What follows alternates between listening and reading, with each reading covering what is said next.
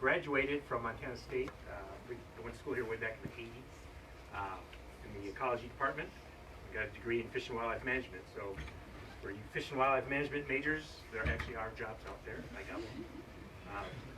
So today's talk is going to be on the bears of Yellowstone. I'm going to cover the history of bear management in Yellowstone National Park from when the park was established in 1872 right up to the present time when grizzly bears are being considered for removal from threatened species status. So Yellowstone Park, again, was established in 1872.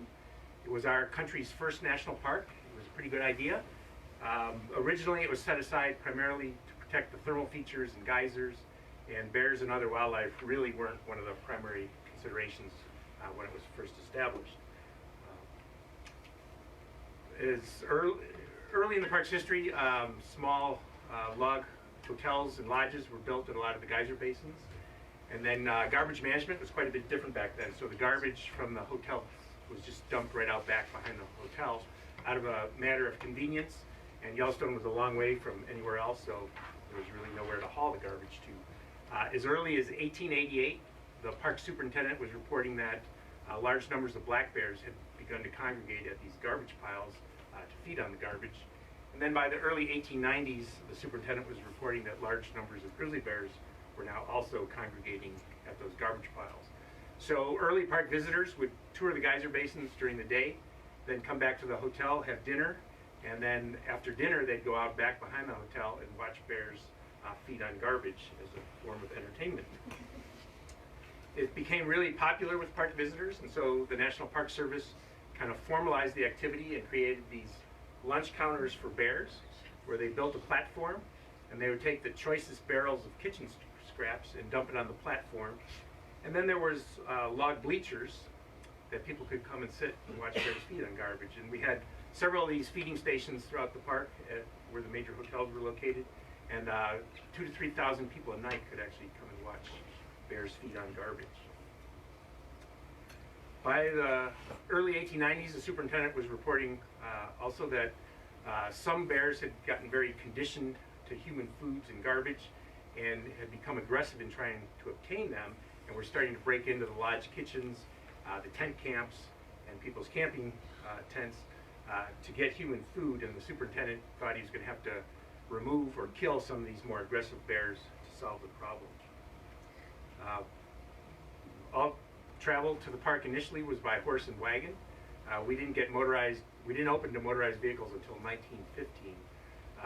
But as early as 1910, the superintendent was reporting that some black bears had learned to panhandle for human food handouts from people traveling through the park by horse and wagon.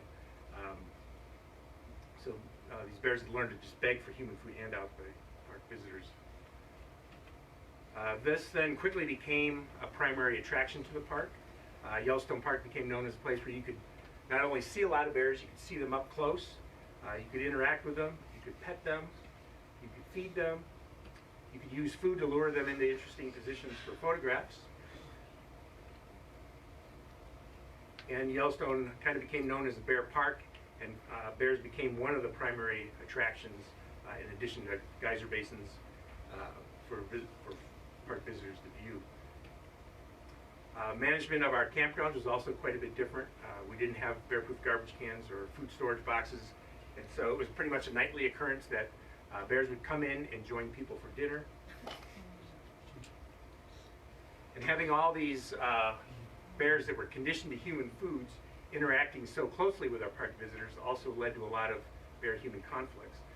The Park Service began keeping good records in 1931 of human-bear conflicts, and from 1931 through 1969, we averaged 138 bear-caused property damages per year.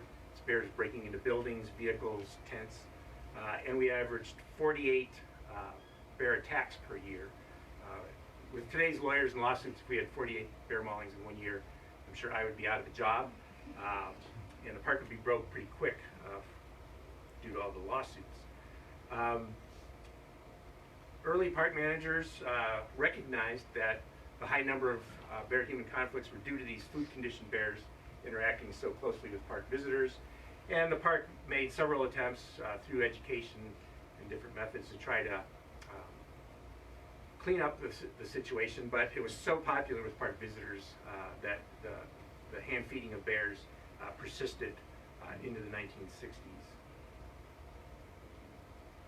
Then and it wasn't just Yellowstone, all the national parks that had bear populations, Great Smoky Mountains, Yosemite, Sequoia Kings, Glacier, Grand Teton, all were having a lot of human-bear conflicts. And then in 1967 in Glacier National Park, in one night, 2 women were killed in 2 separate incidents by 2 different grizzly bears. And this was kind of a wake-up call to the National Park Service that it had to clean up the bear parks to make it safer for park visitors. So all the national parks that had bear populations then were required to write bear management plans.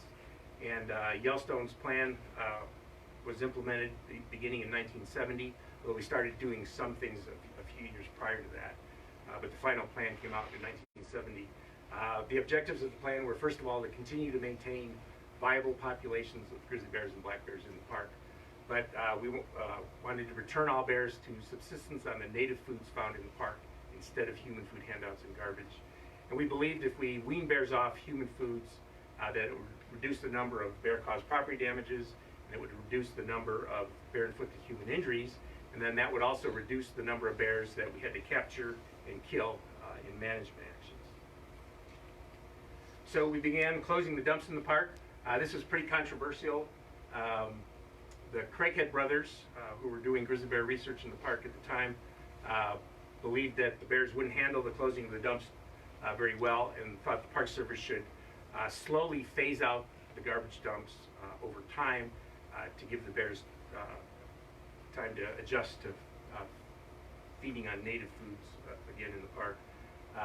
The Park Service at the time believed that each year that the bears were feeding on garbage, just a new generation of cubs would learn garbage as a food source, and thought it would be better just to do it abruptly so that they stopped all future bears from learning garbage as food. So that's what the Park Service chose to do, and that led to a pretty controversial fights in the media between the Craigheads and the Park Service at the time. In 1968, the year after those 2 deaths in Glacier National Park, we closed 2 of our smaller garbage dumps, one at West Thumb and one at Tower. And then we closed the Rabbit Creek dump in 1970. Rabbit Creek is over in the Old Faithful area. And then we closed the Trout Creek dump in 1971. Trout Creek was the biggest dump, had the largest aggregation of bears in the park. And then the state of Montana also closed several garbage dumps outside of the park, but in the Greater Yellowstone Ecosystem, where bears were feeding as well. The state of Montana closed the West Yellowstone dump in 1970, the dump in Gardner, Montana in 1978, and the dump at Cook City, Montana in 1979. So over about a 12-year period, all the garbage dumps in the ecosystem that had grizzly bears feeding at them were closed. As part of our management plan, we also strictly prohibited the hand feeding of bears. We actually had regulations on our books since 1906, making it illegal to recreational feed bears, but those regulations were never really enforced because it was so popular with park visitors. We also converted our garbage cans to a bear-proof design. So this is a 6-inch thick slab of cement buried into the ground. There's a 4-inch diameter steel pipe embedded in that concrete that holds that hood onto this garbage can, and the hood and the garbage can are thick steel. And these have worked very well. It works like a mailbox. When you open it up, it closes off the neck of that hood so a bear can't reach down and get the garbage. When we first converted to these, there was one famous bear nicknamed Crusher who would just smash the sides of the can a lot and put big dents in it, which would lower the top of the can down on the lip of this hood enough that if you punch the bottom really hard, you can get the can to come out and eat the garbage. But we removed Crusher, and that solved that problem. And these have been very effective with 99% of our bears ever since. So we're still actually using some of these garbage cans today, all the way back from the early 1970s. So the taxpayer got a good deal on those. A lot of them are still in use. Now, a lot of bears, they grew up feeding on garbage and human food handouts and camp groceries and campgrounds, so they couldn't really cope with the loss of that. So bears that persisted in trying to get human foods were captured and relocated to remote backcountry areas. This is one method we use for transporting bears. You know, if you just release a bear near a road, usually there's a lot of people around, so a problem bear is going to get in more trouble. So we tried this as a light aircraft aluminum trap. We would fly the bear to remote areas in the backcountry. Bears that persistently returned were then removed, either killed, sent to zoos, or for a few years British Columbia accepted some of our bears until they realized that a problem bear from Yellowstone is going to cause problems in Canada as well. So they stopped taking our bears. So this is a pretty good way to try to move a bear to a remote spot. I did have one bear in my career that what we do is we set the trap down, hook this long line up to the door. I get back in the helicopter, so we're safely up in the air when we pull the door open and the bear comes out. I did have one bear, when the door got halfway up, he ran out and grabbed this remote hook. It's got two handles on it so you can hook it into the trap. And the pilot was still going up, and this bear bit the hook, and we actually had the bear about 5 feet off the ground. I told the pilot, set the bear down. He didn't realize the bear was hanging there. Put the bear back down, punched off the line, and then we came back 3 days later to get the trap. But usually the bear will just come out and run away.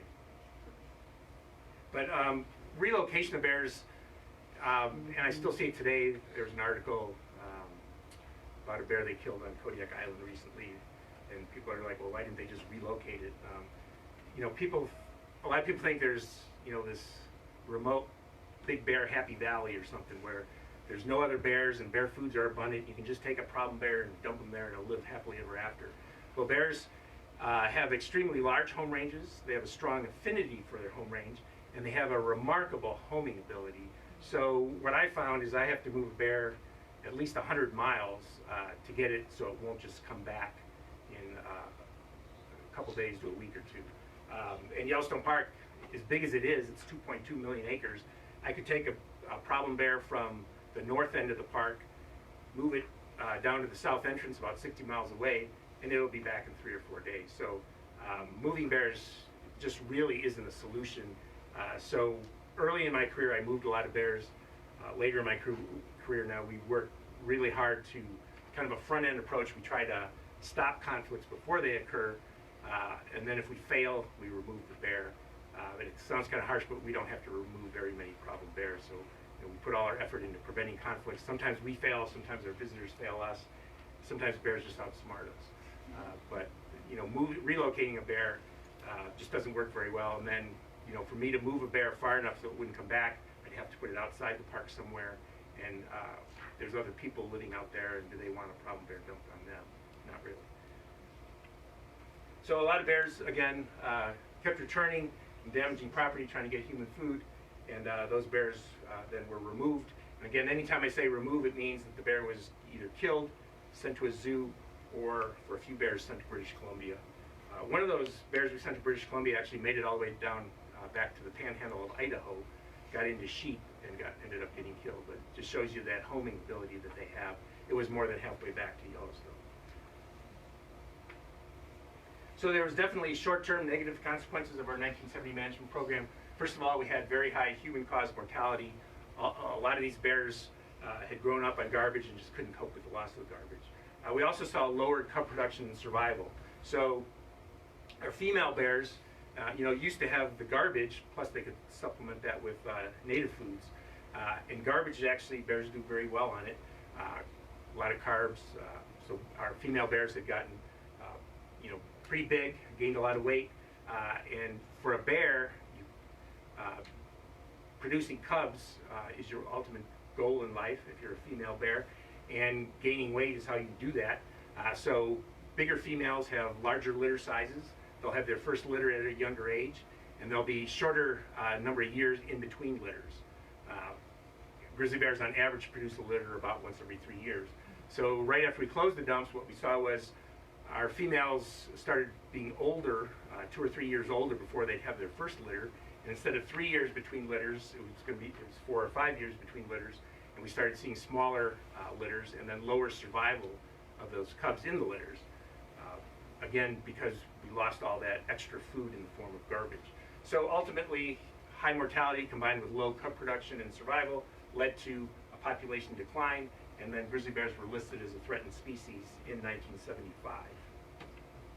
Since that time, Yellowstone Park, Grand Teton Park, the 5 national forests surrounding Yellowstone, as well as the 3 state fish and game agencies from Wyoming, Montana, and Idaho have worked for the conservation of bears, and we've brought that population back. So the 1970 management plan was very successful at weaning bears off human food and garbage. This is a thing of the past. It's really rare for a bear in Yellowstone to get garbage anymore. It always amazes me. We have over 4 million visits a year, and we'll only have 3 or 4 cases a year where a bear gets human food. And a lot of times it's pretty benign what they're getting into nowadays, because we got the park so cleaned up.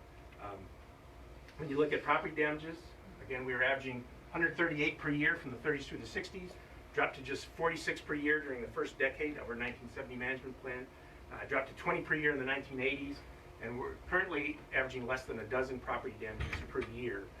And again, that's despite over 4 million visitors to Yellowstone National Park. When you look at bear attacks, again, we were averaging 48 per year from the 30s through the 60s, dropped to just 6 per year in the 1970s. We're currently averaging slightly under 1 bear attack per year now.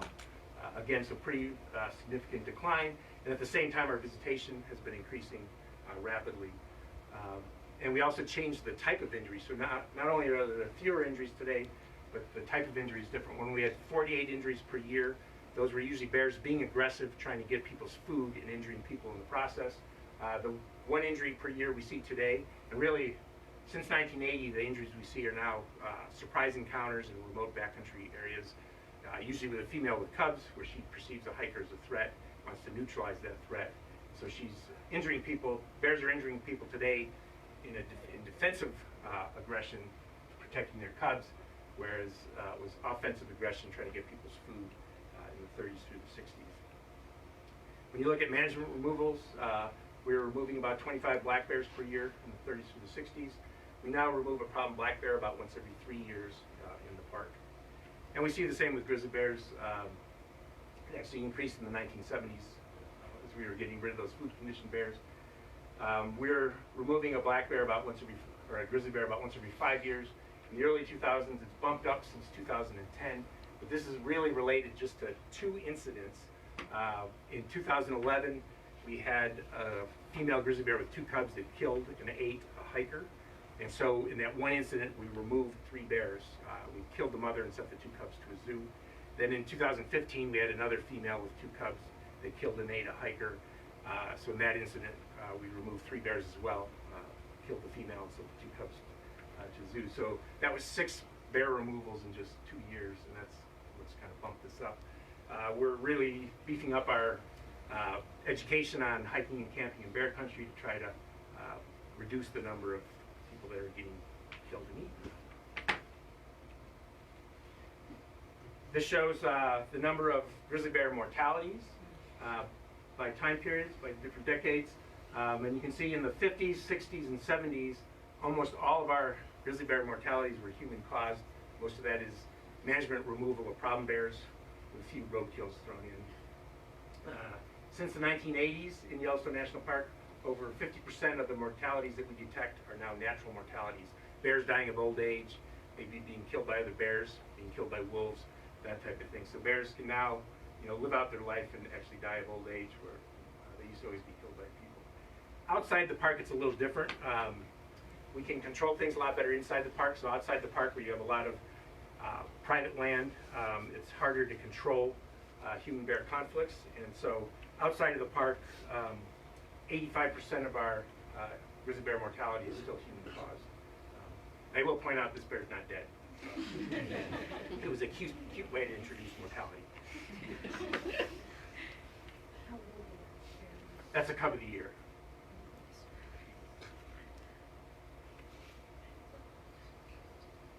And so over time, our female bears learned how to better utilize the native foods, the natural foods found in the park.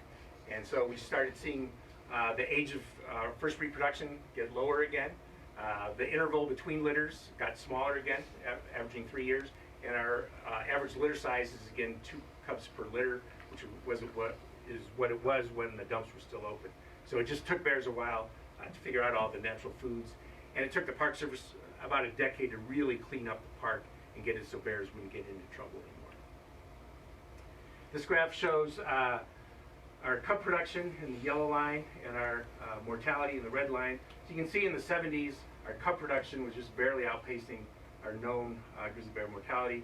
But in about the mid-1980s, we got a handle on mortality, and our cub production really took off as our females figured out how to use those native foods.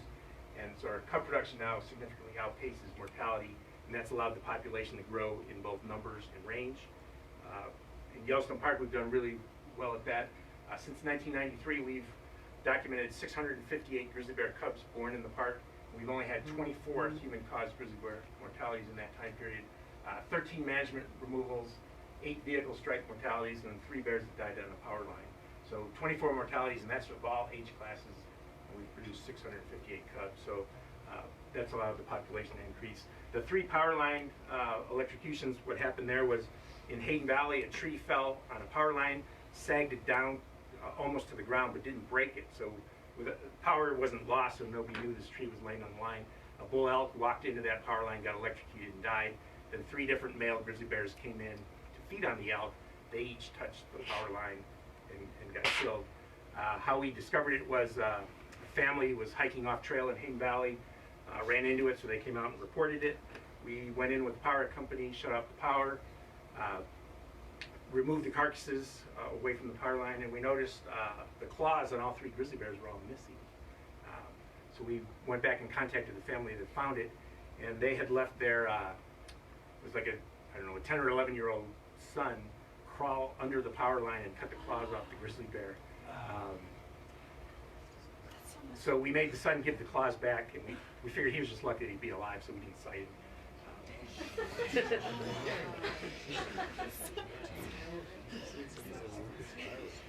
So looking at population growth, when the Craighead brothers were doing their research in Yellowstone Park, they estimated that there was about 222 grizzly bears in the population, and the population was relatively stable. Other researchers later looked at their numbers and thought there was probably actually 312 grizzly bears, who's to say. But after the high mortality following the dump closures, the population declined to about 136 grizzly bears. That's based on the Craighead brothers' estimate. And then the following year, the bears were listed as a threatened species. All the agencies worked towards conserving bears. And then we brought the bear population back. We peaked in 2014 with 757 grizzly bears in the Yellowstone ecosystem. 2018, we're at 709. Our 2019 estimate, I believe, is we just calculated that is about 714, so we're right about the same. Some other scientists using our same data, but modeling it less conservatively than we do, estimate that there's 1,172 grizzly bears. So we use a real conservative population model because we don't want to. We want to be conservative with making decisions on removing grizzly bears from threatened species status, but there's a lot of evidence to suggest that this number is closer to the truth than that number. And looking at range expansion, when grizzly bears were listed as a threatened species, they occupied a little over, just about 6,000 square miles. After a decade of being listed as a threatened species, we increased that to about 6,500 square miles. The 1990s was up to over 13,000 square miles. 2000s, early 2000s, over 14,000 square miles, and currently now over 25,000 square miles that bears occupy. So again, the inner circle here, the brown, that's the 1970s. The green is the area occupied by grizzly bears in the 1980s. The red in the 1990s. The yellow is where they're currently estimated. Oh yes, I'm going to explain this one. So this next map, there's going to be Yellowstone National Park in the center, a yellow line surrounding it, which is the recovery zone where the U.S. Fish and Wildlife Service wanted to recover a viable population of grizzly bears in the Yellowstone ecosystem. And then there's going to be 2 polygons. Male bears always pioneer out first. So female cubs, when they're weaned and kicked off by their mom, they take up a home range that usually includes part of their mother's home range and maybe a little bit outside. Subadult males have to go find a spot where there's a low density of male bears because big mature males will kill them. So the subadult males disperse a much longer way. So you're going to see over time now, this map will show from the early 1990s to present range expansion, with the bigger polygon is male spreading out, then the next polygon is female spreading out. You see the females are kind of lagging behind the males just a little bit. And then that yellow line is the recovery zone where the Fish and Wildlife Service wanted to recover grizzly bears. So you'll see that not only did we fill in the recovery zone, but now bears are way beyond the recovery zone in a lot of areas. So again, the green is males, the brown is females. The yellow line is the area we wanted to fill with grizzly bears.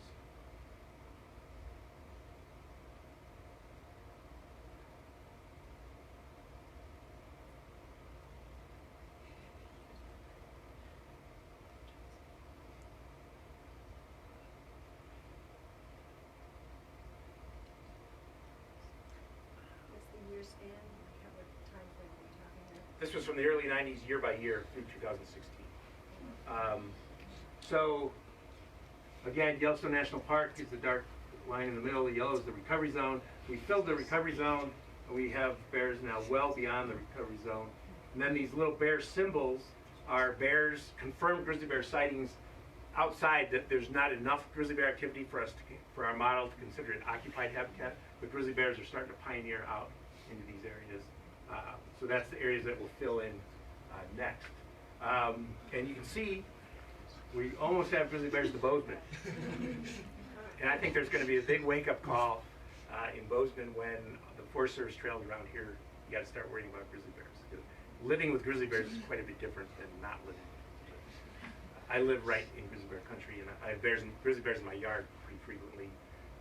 It's just a matter of time, I think. Some bears make it to Bozeman.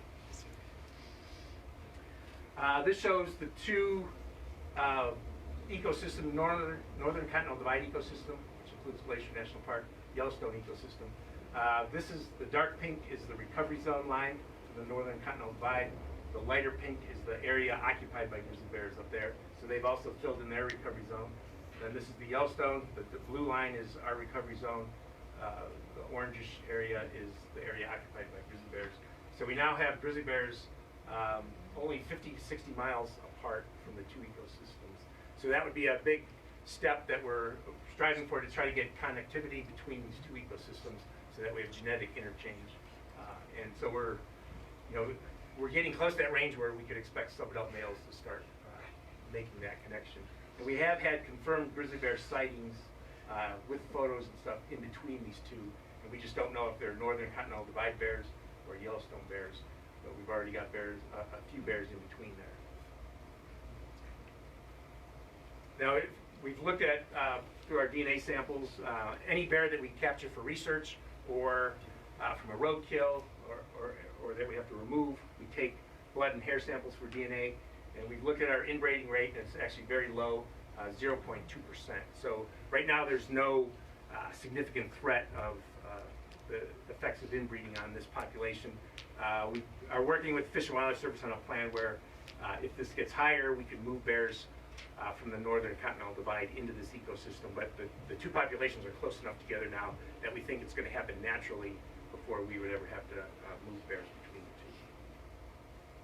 So we now have more grizzly bears, over 700 compared to 222, occupying a much larger area, about 65,000 square kilometers compared to 15,000 square kilometers when the dumps were open. So, the population declined after we closed those dumps, but now the population is actually doing way better without the dumps, occupying a larger area, and we've tripled the population numbers.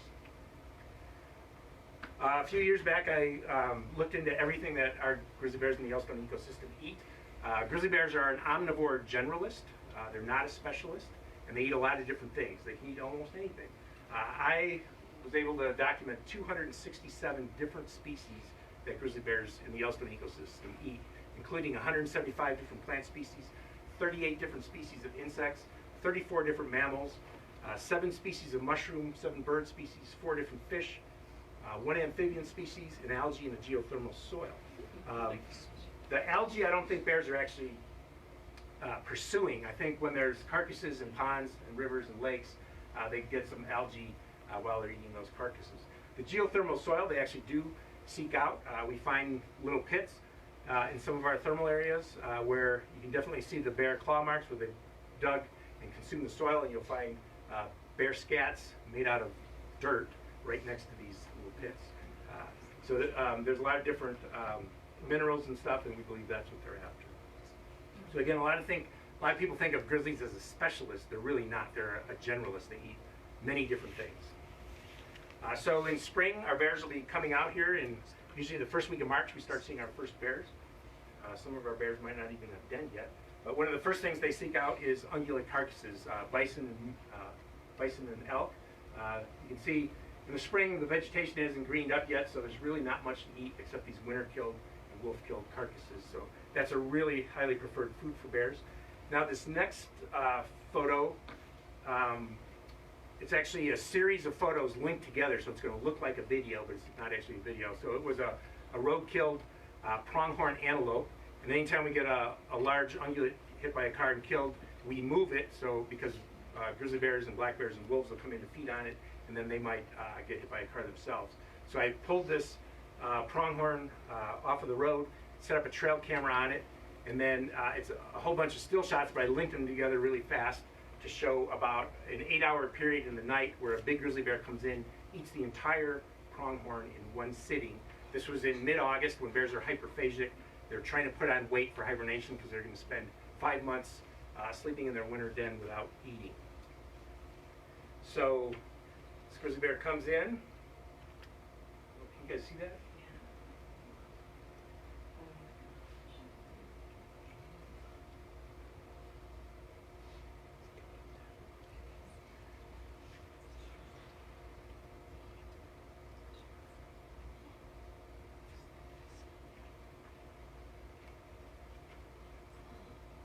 He runs over to get the liver here in a second.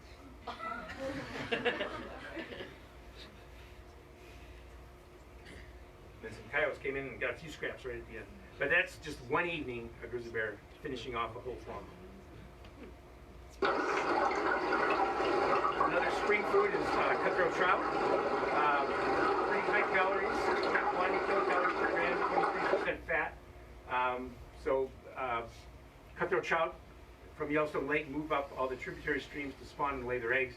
Then bears and pelicans and other predators fish for them in these shallow tributary streams.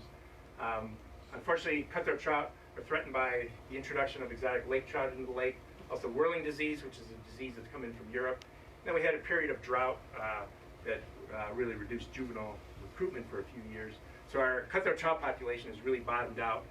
Just to give you an example, at Clear Creek, where we've run a fish weir encounter since like the 1950s, it peaked in the 1970s with over 70,000, about 74,000 spawning cutthroat trout moved out of Yellowstone Lake and up Clear Creek. That's just one spawning stream in the 1970s. In the recent years, we've counted 500 to 800 cutthroat trout in Clear Creek, so it shows you the drastic decline in cutthroat trout in Yellowstone Lake. We hire commercial gill netters from the Great Lakes to come in and gill net, and we're removing 200,000 to 300,000 lake trout per year. We know we can, with today's technology, we can't get rid of lake trout, but we're trying to really hammer the lake trout population, keep it at low levels so that the cutthroat trout population can come back and be a food for bears and other carnivores again. I always get this question, why don't the bears just eat the lake trout? Well, lake trout spawn in the bottom of the lake. So for a bear to fish for lake trout, it would need a snorkel and fins. Where cutthroat trout move out of the lake and up these little streams and spawn, and that's where bears catch them. What we've seen with our radio-collared bears around Yellowstone Lake is some of that time period where they used to fish a lot for cutthroat trout, they're killing elk calves now. So bears are really amazing at diet switching. So when one food is abundant, they feed on that. If that food's no longer available, they feed on something else. Elk calves, still great food, probably burns a little more energy catching an elk calf than catching a cutthroat trout, but still a really good food. I did watch one sub-adult grizzly, a 2-year-old 1 year, catch 34 cutthroat trout in a stream in a half hour. So pretty amazing. This is probably Yellowstone's most famous bear. This is grizzly bear number 264. She was the star of the Animal Planet episode Seasons of the Grizzly, if any of you have seen that. She was really good at preying on elk calves. Most grizzly bears kill elk calves in May, June, and maybe the first week of July. And then after the first week of July, the calves are so big and can outrun the bears, so most bears just don't even hunt for them anymore. She was good at ambushing them in forested areas, and she would kill elk calves all throughout the summer and fall. So this is the first week of October when she's just a 3-year-old, and she's killing an elk calf. Now bears are pretty amazing too in that they eat everything from things as big as bison and moose to things as small as ants and midges. So this is a midge emergence from Sedge Bay and Yellowstone Lake. So the adults are born in the lake.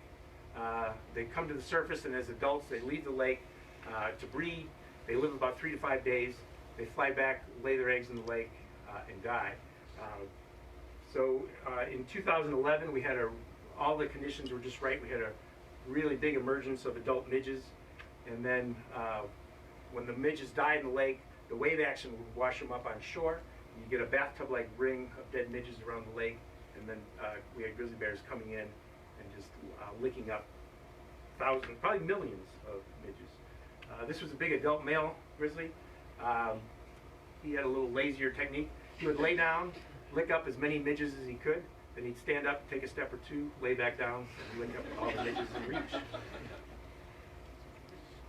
Army cutworm moths, another one of these tiny little foods bears eat. This is actually the highest value food in the Yellowstone ecosystem at 7.9 kilocalories per gram, 68% fat. So these are like little M&Ms for bears.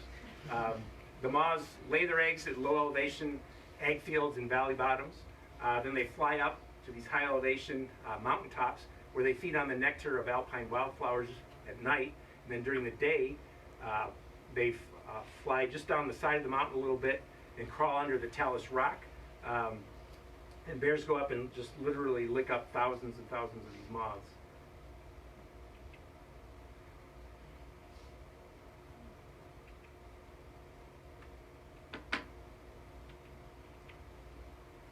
So there we go. And this is probably, I've worked in Yellowstone with bears now for, I'll be starting this, 2020 is my 38th year in the park. And this is probably the most amazing thing I've seen. A talus field the size of a football field, you can easily see a dozen grizzly bears eating moths. If the moths think they can hide under a big rock, to get away from the bears, that doesn't work either.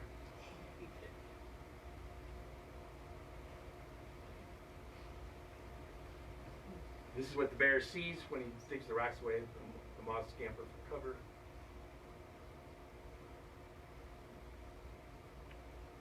So this is a typical talus field, and all these little black dots, those are grizzly bears. So I had a graduate student working for me that we did a study up there. So we would pack in on horseback as far as we could, set up a base camp, and then we had to backpack all our gear to the top of the mountain. And then we'd spend 10 days at a time studying bear use of these moths. But again, it's not just grizzly bears, you also see black bears up in those areas. Another food in the fall is rutting bull elk. So in the fall, bull elk are gathering up harems of cows. They're a little less wary, not paying as much attention, and some of our radio collared bears have shown us that they get pretty good at killing bull elk during that time of the year. This was a bear we were flying, tracking its collar. We watched it chasing this elk on shore. The elk just jumped right into the lake, and the bear just jumped in right after it. Whitebark pine, another good food for bears. About 4 kilocalories per gram and 52% fat. And whitebark pine seeds are kind of a perfect ratio of protein and fat for bears that are trying to put on weight for hibernation. It's a fall food, and so red squirrels go up and harvest the cones, store them in middens at the base of the trees, and then grizzly bears come in and dig up the squirrels' cache of cones for the winter, eat the seeds, and if they catch a squirrel, they'll eat the squirrel as well.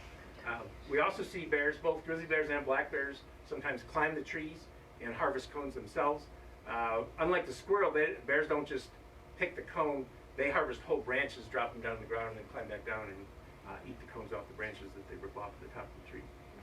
Whitebark pine, unfortunately, is threatened both by white pine blister rust, which is an exotic fungus that's come in from Europe, and then mountain pine beetle. With warming climates, mountain pine beetle is surviving better at higher elevations and probably contributing to more mortality of whitebark pine at high elevations. So we had a recent outbreak of mountain pine beetle in the park, and we lost about 75% of our mature cone-bearing whitebark pine trees. But again, bears, omnivore generalists, amazing at diet switching. They switch foods. Again, whitebark pine is a masting species, so what it does, it throws out all its reproduction in 1 year, produces lots of cones, kind of overwhelm the things that eat it. Then the next year it may produce almost no cones, which can help deplete the squirrel population up there because there's nothing to eat that winter. So bears are kind of used to years without whitebark pine seed. So when whitebark pine is abundant, bears eat a lot of it. When, if you have a bust in whitebark pine cone production, our bears switch to, our females eat a lot of truffles, which is an underground mushroom, and our males eat a lot more elk and bison in the fall if whitebark doesn't produce a lot of cones. Wolf-killed ungulates is another big bear food. So this was a bull elk that these wolves had killed. Usually within just a matter of hours, and certainly within a matter of a couple days, bears will take over wolf kills from the wolf pack and scavenge the remains. So this was a wolf-killed elk. You see there's 4 grizzly bears on it, a couple wolves hanging around trying to still get a few scraps from it. What you eat in the Yellowstone ecosystem depends on where you live if you're a bear. So this map shows the highest quality foods in the ecosystem. So you got army cutthroat moths is the yellow circles. That's where the moth aggregation sites are. Cutthroat trout is the spawning streams around Yellowstone Lake. Bison populations is the big brown polygons. Whitebark pine is these gray shaded areas. And then elk is these hashed polygons. So we have grizzly bears living in areas where they don't have access to all those foods. Elk is the one food that almost all our bears have. If I was a grizzly bear, I'd want to live right in that area because you have bison, cutthroat trout, whitebark pine, and moths, as well as elk. But again, what bears eat depends on where they live. And with the range, with bears occupying a larger and larger area, we get bears moving out now into areas where there isn't whitebark pine, or there isn't moths, or there isn't bison, and bears are still making a living out there. Again, omnivore generalists, they can eat a lot of different things. A lot of people think that bears hibernate this time of year because of the cold weather. Actually, bears are very well adapted to cold weather. They have a thick fur coat, a thick layer of fat, and a low surface area to body mass ratio. So I don't know if they still teach Bergman's rule. Yeah. So the further north you go, more animals are shaped more like this. It's a heat-retaining shape that makes it efficient for cold weather. So the real reason bears hibernate is the lack of food. So the ground is frozen and covered in snow, so they can't dig the roots anymore. The insects are gone. The berries are dried up. All the green vegetation's gone. So there's really not much for a bear to eat in the winter other than ungulates. And we're starting to see over time now, our females still den up to have cubs because the cubs are born so small. But some of our male bears, when I first started working in Yellowstone 38 years ago, most of our bears were denned up by mid-November. Currently, it's not uncommon to have male grizzly bears out until right around Christmas. And then our bears are coming out the first week of March. So the bear free season, which for a bear manager, I always enjoyed that bear free season. During the summer, I'm on call 24 hours a day, 7 days a week. In the winter, when bears are hibernating, they don't get into trouble, so my phone doesn't ring.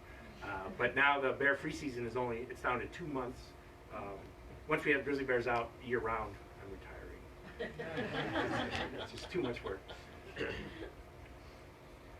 Our biggest challenge in Yellowstone, we solved the things with human foods and garbage and those type of conflicts. Our biggest challenge today, bear management-wise, is our increasing visitation. We set a record for visitation in 2016, 2017, 2018, we're pretty close to that. 2019, we again broke 4 million, so we're exceeding 4 million visitors a year now. So our big challenge is just managing all these people. They just want to see bears and photograph bears, but having that many people interacting with grizzly bears is a pretty significant challenge. So this is a typical bear jam. So bear viewing has become one of our biggest challenges in the park with bears. So a bear's down in this meadow feeding, and there's just hundreds of people lined up along the road watching. It's great for bear conservation. You know, these people are, when they see bears, they appreciate bears more and probably are more willing to support habitat protection for bears. But trying to keep all these people from doing things that might get them in trouble with the bear is a big challenge. So we have these big bear jams, lots of cars, traffic can't move. A wall of people like that when the bear finishes the food on one side of the road and wants to cross to the meadow on the other side, and you have this wall of people, the bear might get a little agitated. So here you can see there's a park ranger there. He split the crowd to let this bear cross. We try to watch the bear behavior, let the bear cross to feed on the other side of the road. Bear viewing now, it's become a big tourist attraction as well. There's all kinds of van tours that come in to view wildlife, and specifically bears and wolves. So bear viewing alone, we did a survey a couple years ago, is contributing about $10 million per year to in revenue to gateway communities around the park, creating 155 local jobs. We also, my staff isn't increasing at the same rate that visitation's increasing, so we slipped in a question about would visitors be willing to pay more to continue to allow bears to use these roadside meadows to allow people to view them. And on average, our visitors were willing to pay as much as $40 more in park entrance fees if we would continue to let bears use these roadside meadows to provide viewing opportunities for the public. A lot of people get too close. So we're trying to do a lot with our education now to promote proper viewing and photography etiquette when around bears. Like, she could have just stayed in her car and taken a picture through the window, but she had to get out with the grizzly bears.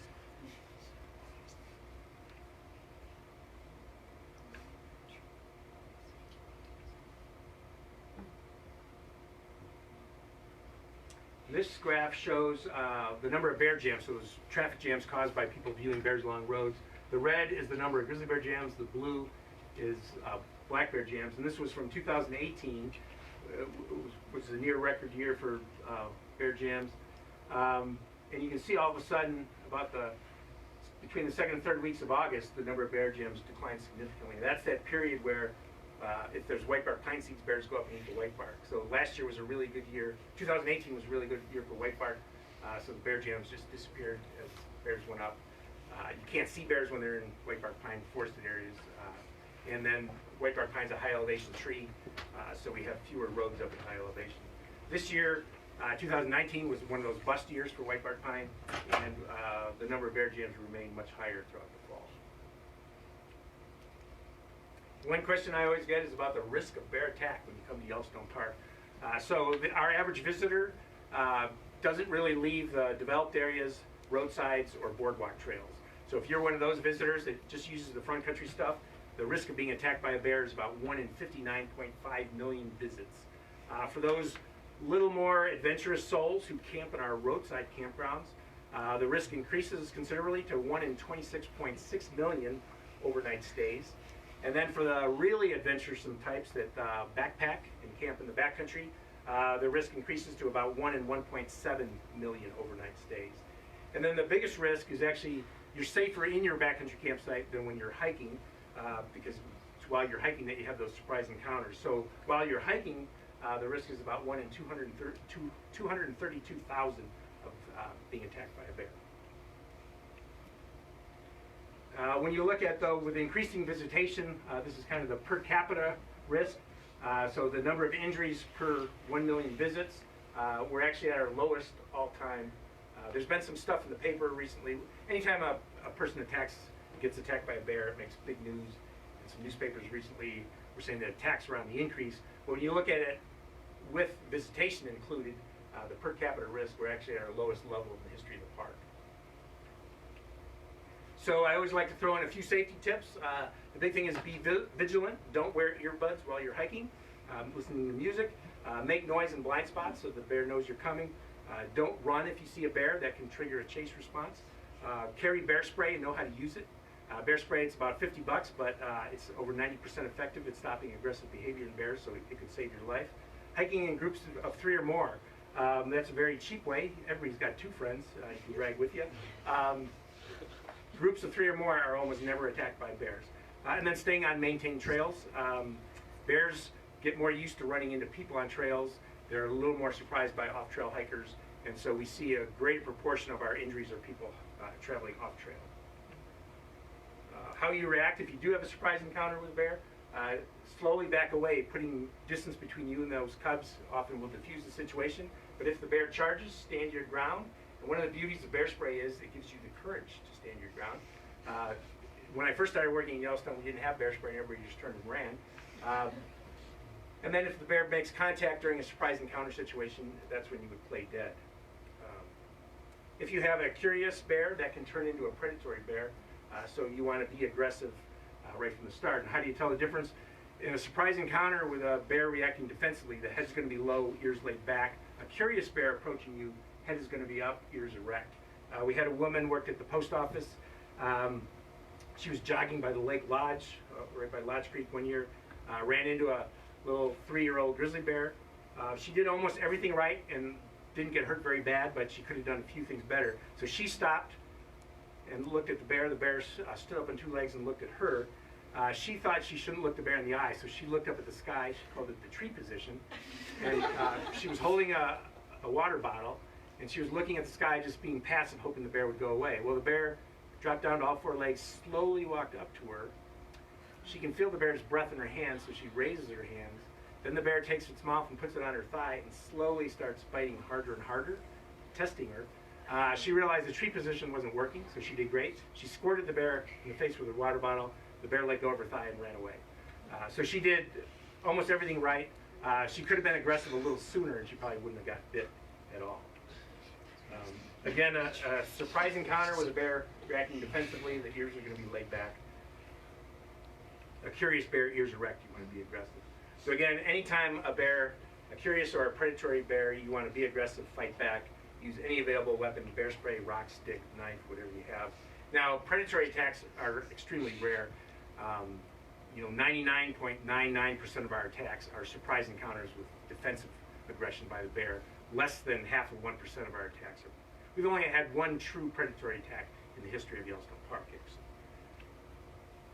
How you use bear spray is anytime the bear is charging and it's 60 feet or closer, you start to spray, put up a big cloud. The beauty of bear spray is you don't have to practice, you should practice a little, but you don't have to aim it. All you have to do is get the safety off, hit the trigger, and it puts up a big cloud in front of you. The bear's got to run through that cloud, and then if it does, you can continue emptying the can into the bear's face. You have about 7 seconds of product in there. So it's pretty simple to use. If you can use hairspray, you can use bear spray. Bear spray doesn't work like insect repellent. If you try this, you'll never do it again. And don't think you can just spray it on gear and a bear's not going to touch it. So bear spray comes out in a super fine mist, so it gets in the eyes, the nose, the lungs, and kind of shuts down the respiratory system. Once you spray it on something, it's no longer in that fine mist, so then it's just a hot, spicy solution. So think of it like Tabasco sauce. It tastes great on your eggs, but you wouldn't want it thrown in your eyes.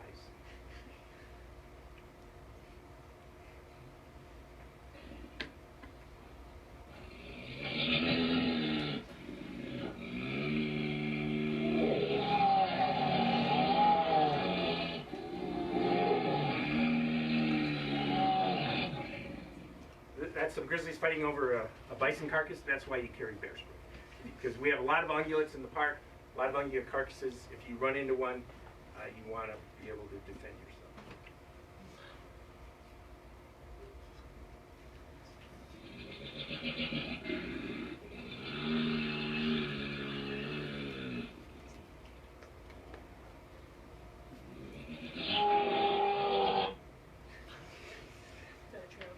Yeah.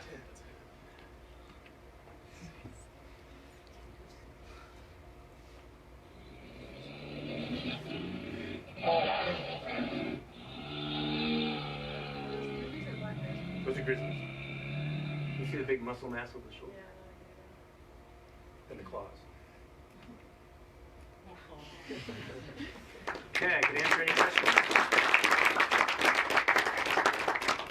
Okay, we'll start over here. So, before you said that you removed the two females and then their cubs, they can do and everything like that. Do you guys ever do base-to-base, like if a hiker came in and scared her, she was just protecting her cubs, do you still end up removing that bear? No, like, so we average 1 injury per year, and it's usually a solo hiker off trail in the backcountry, runs into a female with cubs. We do nothing to the bear in that case. We usually temporarily close that area. Those two situations I was talking about involve killing and consumption, so that's where we draw the line. If a bear both kills and consumes, just because bears, they learn new foods throughout their life, they have amazing memories, they're really super smart, and I don't have proof, but I don't want to use park visitors as my lab to test whether once a bear kills and eats somebody, will it do it again or not. Do you have any like gnarly bear encounters yourself? You know, when I was younger, I had more when we didn't have bear spray, and now that we have bear spray, I've never had to use bear spray myself. I think it's because I'm older and wiser. Maybe I'm just luckier. But yeah, I've had some pretty close, and I'm doing things to bears. I was swatted once, but I deserved it. You know, we chase bears out of campgrounds with rubber bullets and stuff, and so bears get pissed at us. And bears definitely, they know individual people.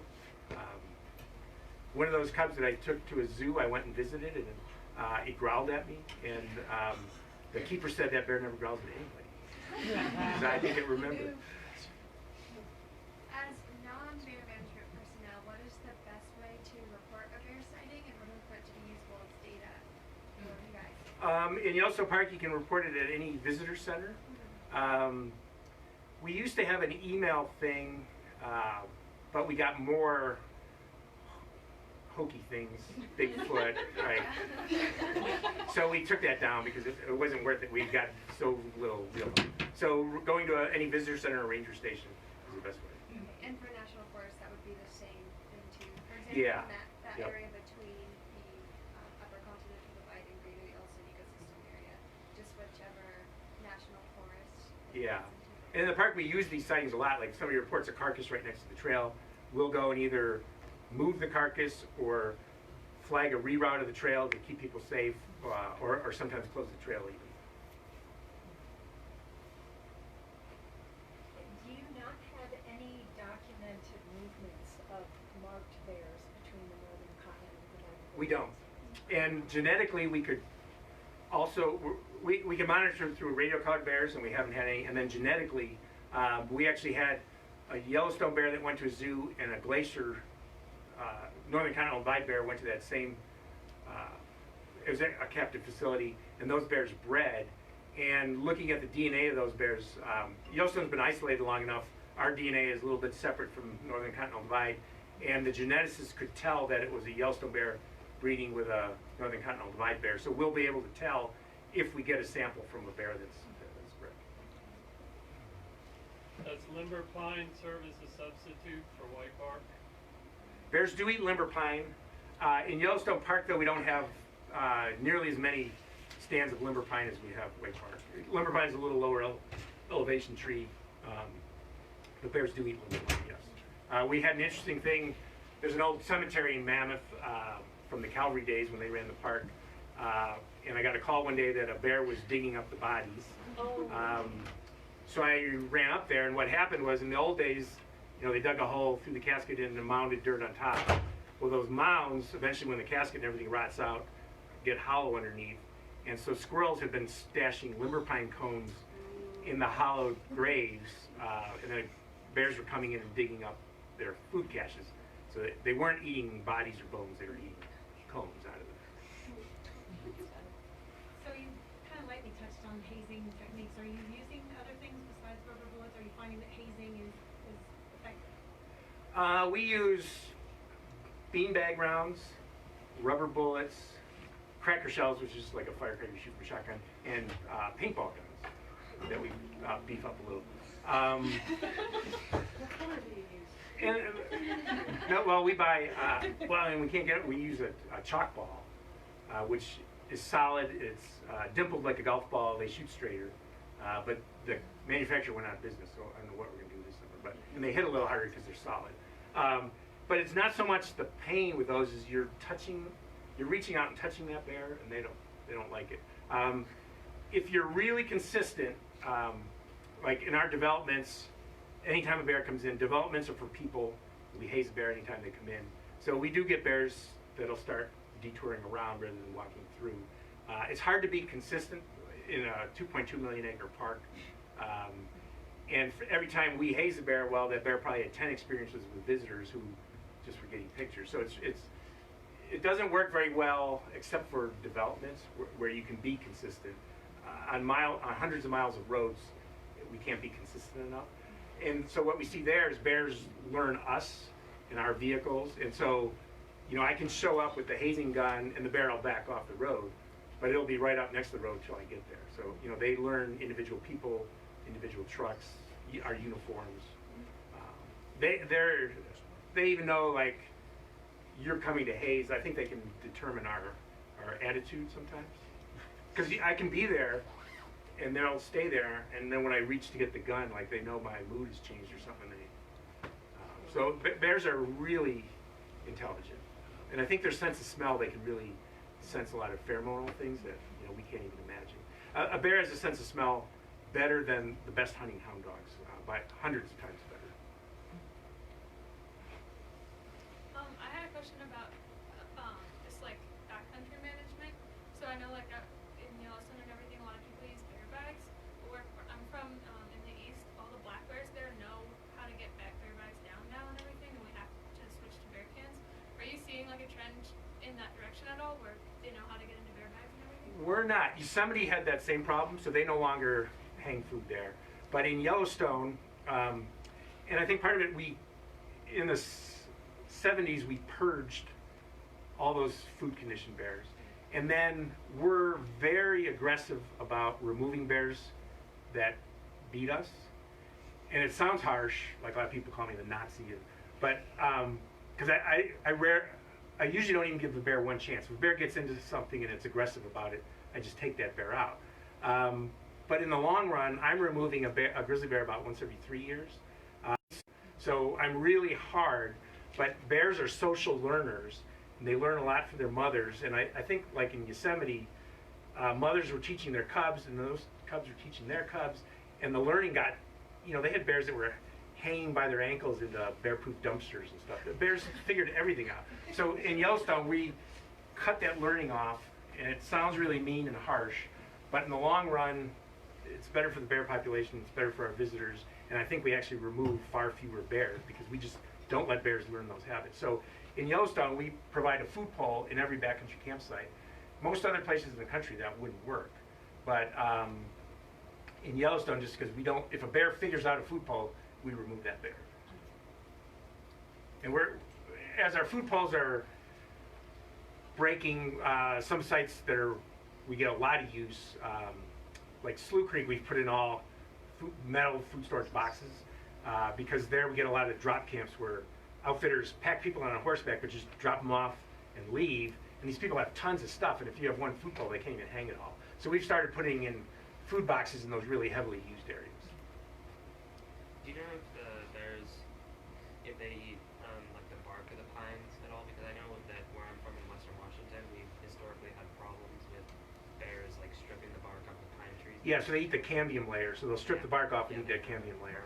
We have a little bit, you see some of that in Yellowstone. I don't know if they're tree species or what. It was a huge problem in the Northwest, Washington, Oregon. They used to hire, commercial hunters just to kill bears to save the forest, the commercial forest. In Yellowstone, bears eat cambium a little bit, but not a whole lot. So keeping in mind that there are seasonal differences in spawning times, are you seeing bears switching their diet preferences to brown and brook trout? We're not yet. Cutthroat trout's the only cutthroat trout, and then we have had some feeding on long-nosed suckers and Utah suckers, and then kokanee. Not in the park. Kokanee is just outside the park. I think by Hebgen Lake in there they got some. So that's the 4 fish species. So we haven't seen it on these other species yet.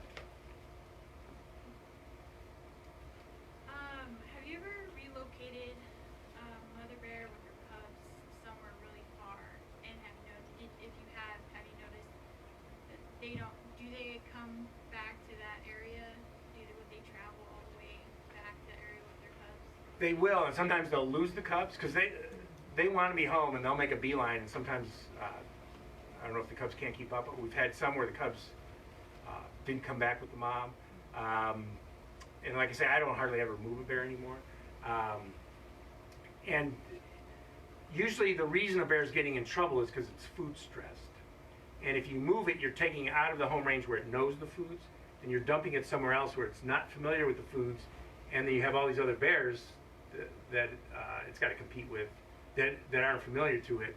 So they usually really make a beeline back, and then for several days they're not feeding much because they're just trying to get back. So you usually further food stress them by moving them. Now other bear managers might disagree with me because some bear managers move bears all the time. I used to, and I don't anymore, just because I think it compounds the problem of food stress. So I know that you mentioned like bison carcasses they'll feed on, but do they ever like seek out and hunt prey on like bison calves, or is that pretty rare? It's pretty rare, but we do see predation on calves, and we have some of our big males learn to kill adult bison. They bite them in the spine and the neck. We've had a couple. We had one called the preacher bear that killed bison fairly frequently. He had a white collar, fur.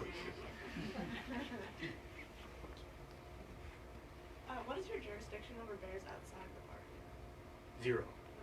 Okay. Yeah, so in the park. Now, we assist, the state agencies help us when we request it. We help them when they request it. Like, sometimes they might need the nearest bear guy is in Livingston for the state. So sometimes in Gardner or Cook City, I might haul a trap and set it before they can get, because I'll have a quicker response time. So we help each other out when we can. What's the bear-to-bear sort of social interaction in their territories? Like when you showed the carcass and the 3 bears at each other, did they already know each other, or? Yeah, they usually, within their home range, they're usually familiar with the other bears because they interact. And bears aren't territorial. We call it a home range, not a territory, because it's too big to defend. So they'll defend an individual food source or an individual space, but they don't, unlike wolves, they don't try to keep every other bear out of their home range. So at carcasses where food is abundant, you'll see multiple bears together. I've seen as many as 23 grizzly bears at a bison carcass. You'll see multiple bears at a spawning stream. I've even seen a couple bears grazing in a clover patch. The moth fields, obviously you see, a dozen or so bears. But in foods like roots that they're digging and stuff that are scattered, then they might. Do they all know each other? The bears? Yeah. So that pecking order is usually already established. So a bear can come into a carcass and kind of knows where it stands.